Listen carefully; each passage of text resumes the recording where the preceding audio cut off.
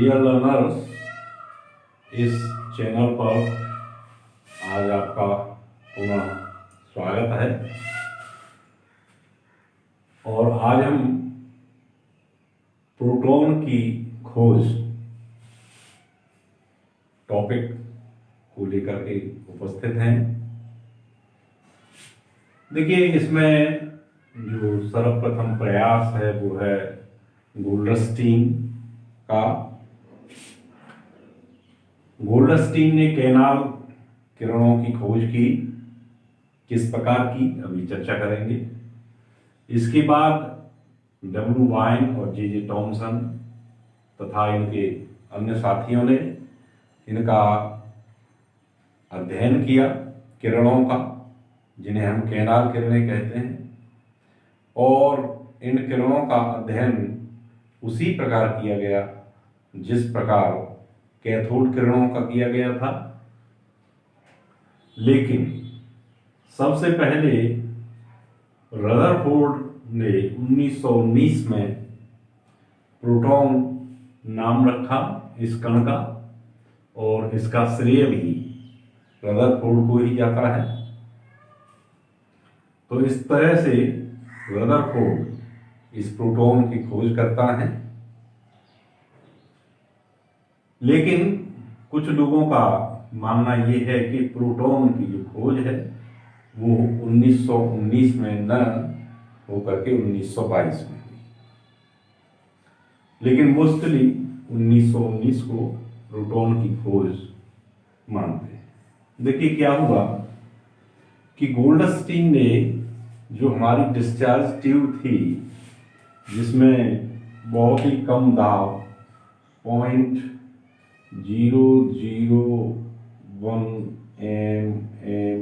mmHg किया गया, और इस पर लगभग 10,000 वोल्ट का विभवांतर पैदा किया गया।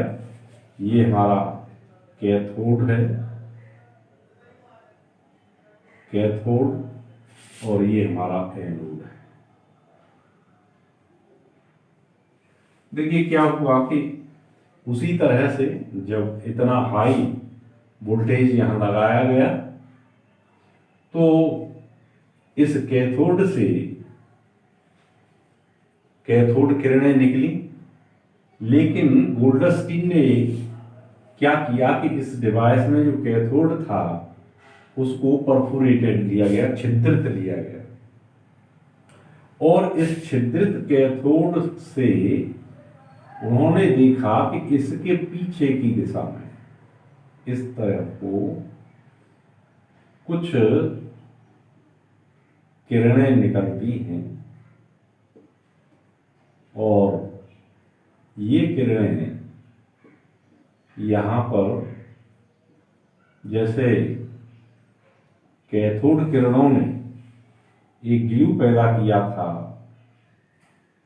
तो यहाँ पर भी कैथोड किरणों ने एक चमक पैदा की। यहाँ पर कैथोड किरणों की तरह इन कैनाल किरणों ने चमक पैदा की, तो इसका नाम दिया गया कैनाल किरणें, कैनाल रे।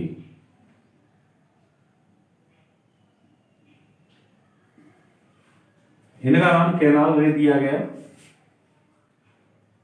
ये बिल्कुल ठीक उसी प्रकार से थी जिस प्रकार से हमने कैथोड किरणें दी थी, और कैथोड किरणों ने इधर जाकर के ग्लू पैदा की थी, चमक पैदा की थी। कैनाल किरणें इनको इसलिए कहा गया है क्योंकि इन छिद्रों से होकर के निकली थी, तो इसलिए इनका नाम कैनाल किरणें रखा गया। गोल्डस्टीन ने,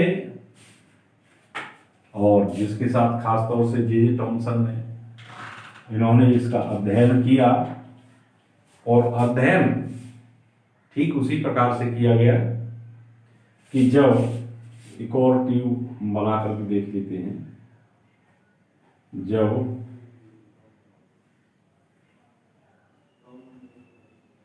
यहाँ पर हम ले लेते हैं इसको तो ज़्यादा समझ में आ जाएगा। ये हमारा परफोरेटेड एक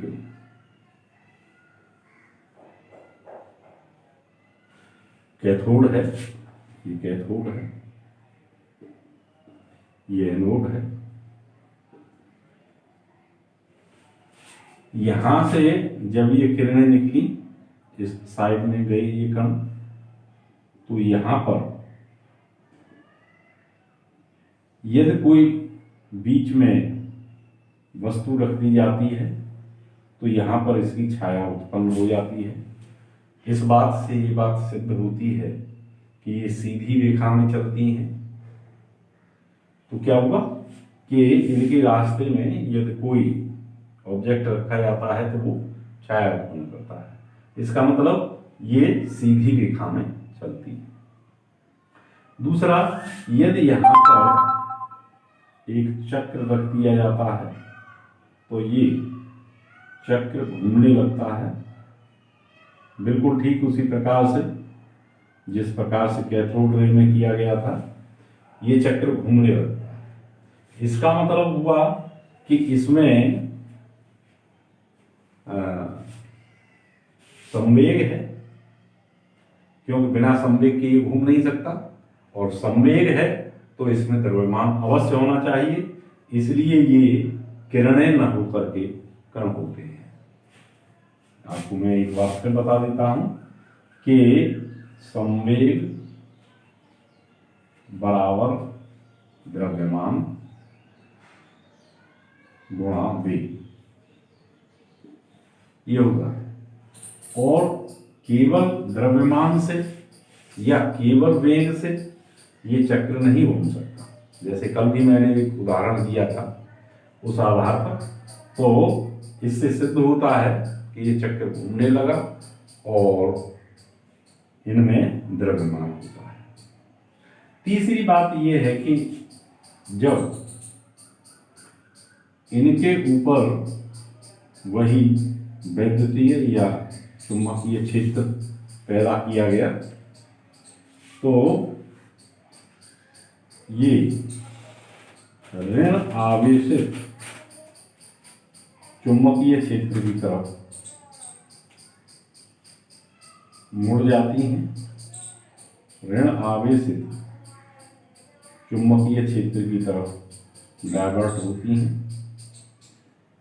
तो इससे ये सिद्ध होता है जब इनके ऊपर एक चुंबकीय क्षेत्र अप्लाई किया गया तो वहां पर ये ऋण आवेशित चुंबकीय क्षेत्र की तरफ डाइवर्ट हो जाती है, विक्षेपित हो जाती हैं। इससे ये सिद्ध होता है कि इनमें धन आवेश होता है। इस तरह से ये बात सिद्ध हुई कि कैनाल किरणें सीधी रेखा में चलती है।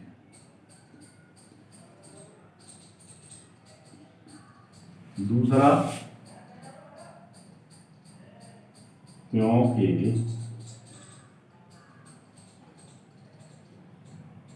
एक हल्के व्हील या चक्र को इनके रास्ते में रख देते हैं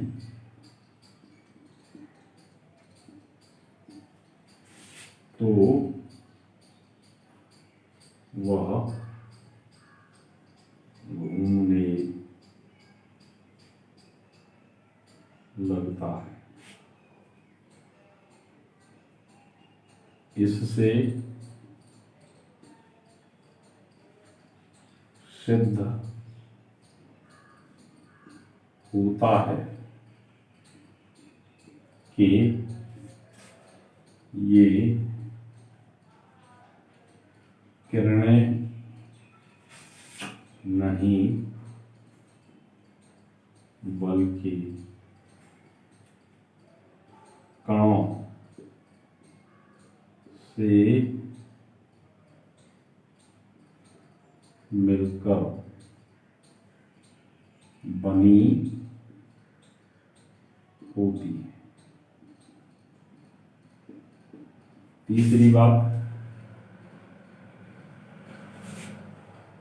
अब क्योंकि यहां पर चुंबकीय क्षेत्र अप्लाई किया गया, तो ये जब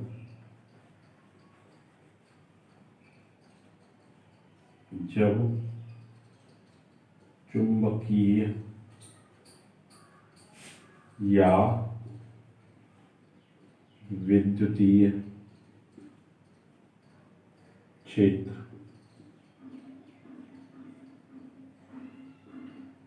लगाया गया तो ये ऋण आवेशित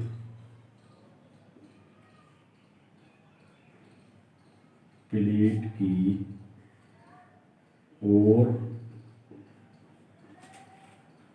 मुड़ गई या प्रक्षेपित हो गई, धन आवेशित प्लेट की ओर विक्षेपित हो गई। इससे सिद्ध होता है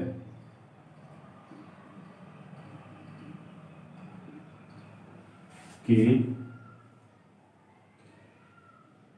इन पर धन आवेश होता है।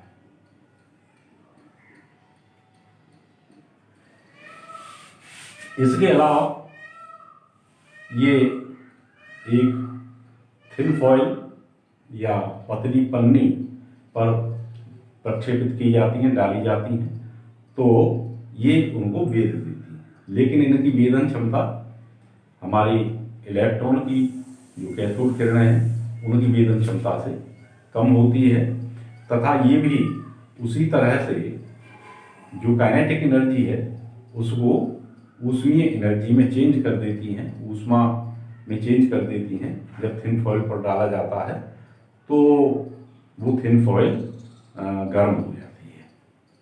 ये भी इनका गुण है। ये किरणें भी फोटोग्राफिक प्लेट को प्रभावित करती हैं। इसके अलावा ये गैसों को आयनित भी करती हैं। तो ये हमारा था कि किस तरह से हमारी इस कैनाल किरणों के गुण होते हैं। लेकिन अब क्योंकि ये देखना है कि वास्तव में ये मूल कण हैं कि नहीं, तो इस बात पर ये देखा गया कि जब विभिन्न गैसें इस डिस्चार्ज ट्यूब में ली गई तो यहाँ पर जो E/m मान, जहाँ इलेक्ट्रॉन का किसी भी गैस के बदलने पर नहीं बदल रहा था, लेकिन यहाँ पर गैसों के बदलने पर ये E/m मान बदलने लगा। हालांकि जब हमने कैथोड को बदला, कैथोड की धातु को बदला, तो उससे इस पर कोई प्रभाव नहीं पड़ा। तो इसका मतलब हुआ कि निश्चित तौर पर ये एक जैसी चीज नहीं है जैसे कि इलेक्ट्रॉन के मामले में था, क्योंकि यहां पर E/m मान बदला हुआ। लेकिन जब हमने हाइड्रोजन को इसमें लिया और कम दाब पर इन कैनाल किरणों को देखा और उसका E/m मान लिया जे थॉमसन के द्वारा, तो उसका E/m मान अन्य सभी गैसों के मुकाबले सबसे अधिकतम बैठा। माने कि ये जो गैस थी वो सबसे लाइटेस्ट थी, सबसे हल्की थी, तो उसमें इसका जो मान है वो 9.58 × 10⁴ कूलाम प्रति ग्राम निकला, जो सबसे अधिक था। अब क्योंकि हाइड्रोजन सबसे हल्का तत्व है, तो उसके आधार पर ये माना जाने लगा कि हाइड्रोजन का जो धनावेश, देखिए इसका उद्गम देखिए क्या होता है कि यहाँ पर मान लीजिए कोई हमारे गैस के कण हैं, ये मान लीजिए हमारी कोई गैस है, जैसे मान लीजिए हाइड्रोजन है, तो अब इसमें से एक इलेक्ट्रॉन निकल करके इधर की साइड में ये क्या होगा, ये हमारी कैथोड किरणें बनेंगी, कैथोड किरणें, जिन्हें हमने इलेक्ट्रॉन कहा था या इलेक्ट्रॉन्स। ये हमारे इलेक्ट्रॉन्स हुए, इस साइड में जो गई। अब जो हाइड्रोजन आयन है वो H प्लस के रूप में हुआ, ये क्योंकि कैथोड है इसलिए इसका आकर्षण इस कैथोड की तरफ हुआ, और जैसे ही इनमें त्वरण आया और वेग आया तो ये इन कैनाल या जो छिद्र हैं इनसे पीछे की तरफ निकल गए और यहाँ पर ये ग्लू पैदा करने लगे। तो ये क्या हुआ, ये हाइड्रोजन के धन आवेशित कण। अब क्या ये मूल कण हैं, इस बात पर यहां फैसला नहीं हो सका, यहां ये प्रमाणित नहीं हो सका कि वास्तव में ये उसके मूल कण हैं कि नहीं है। तब रदरफोर्ड ने इनका मोस्टली मैंने बताया, जैसे कि थॉमसन ने और वायन ने किया, गोल्डस्टीन ने भी किया। तो इसके बाद रदरफोर्ड ने एक प्रयोग किया कि जब हम नाइट्रोजन पर अल्फा कणों की बौछार करते हैं तो एक समान प्रकार का कण निकलता है जो बिल्कुल H प्लस जो था हमारा उसके बिल्कुल समान था। तो इस नाभिकीय अभिक्रिया के आधार पर और इस प्रकार की कुछ अभिक्रियाओं के आधार पर रदरफोर्ड ने यह सिद्ध किया कि ये जो वास्तव में हाइड्रोजन प्लस आयन है ये क्या है, प्रोटॉन है, ये एक मूल कण है किसी भी तत्व के। तो उन्होंने जो किया वो अभिक्रिया इस तरह से थी, नाइट्रोजन 740 प्लस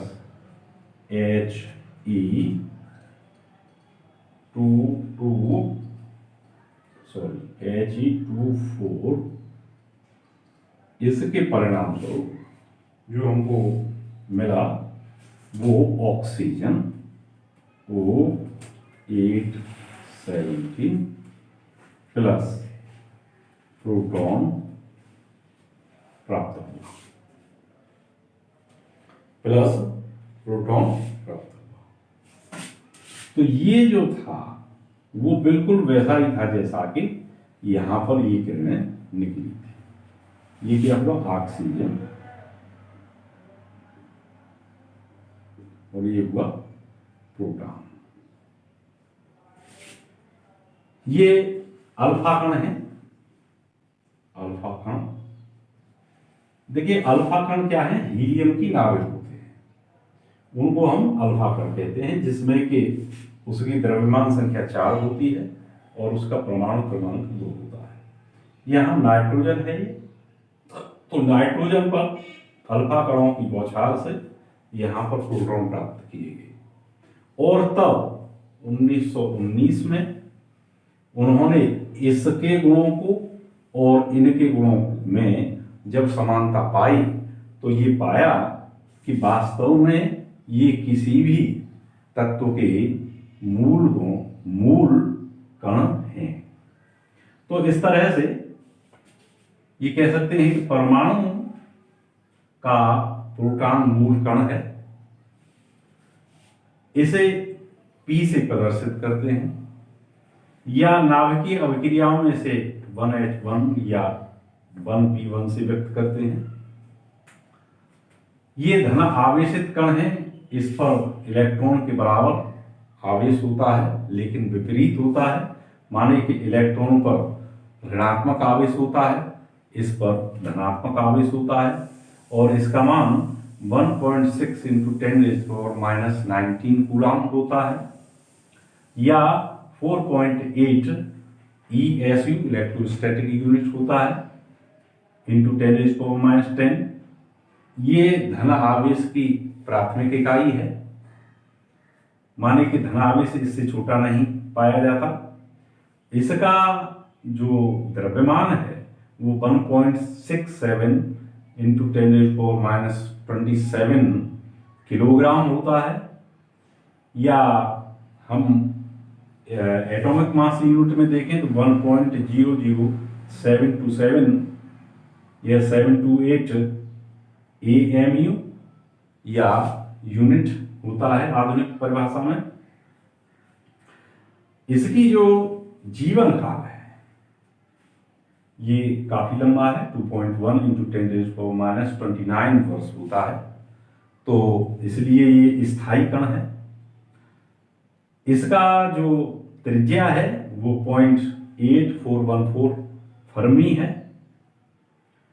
इसका माध्य जीवन काल मैंने आपको अभी बताया, चुंबकीय आघूर्ण 1.5210 म्यू होता है इंटू 10⁻⁻26।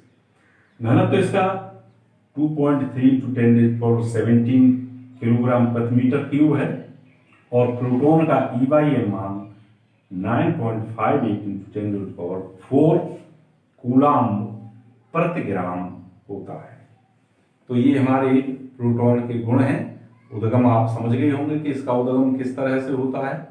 यद्यपि ये बात 1919 में सिद्ध हो गई कि प्रोटॉन भी किसी परमाणु का मूल कण होता है, परंतु मैं यहाँ पर आपको एक बात और कह देता हूँ कि प्रोटॉन वास्तव में अकेला मूल कण नहीं होता, बल्कि ये क्वार्क और ग्लूऑन से मिलकर के बना हुआ कण होता है। फिर कभी चर्चा हुई और आगे हमने डिस्कस किया तो आपको बताएंगे कि किस तरह से क्वार्क और ग्लूऑन के मिलने से कितना कितना मिलकर के और ये प्रोटॉन बनता है।